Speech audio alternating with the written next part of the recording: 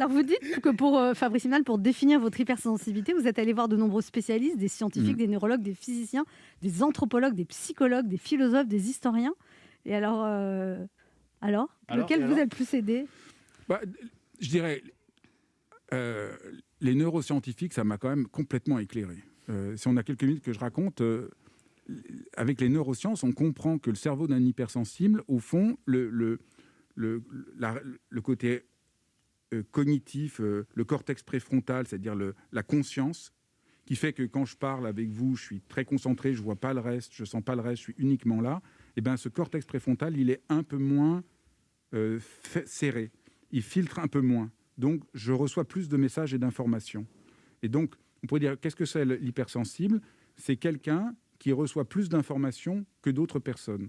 Et donc, parfois, il est un peu perturbé parce qu'il ressent des choses qui viennent faire effraction, mais en même temps, ça lui donne aussi accès à plein de choses.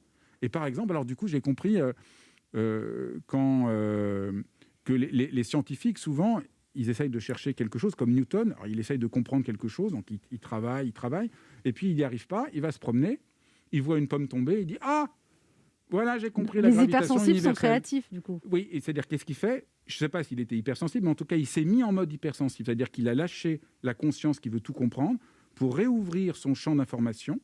Et là, par son hypersensibilité, qui est très ouverte, il trouve la solution à un problème.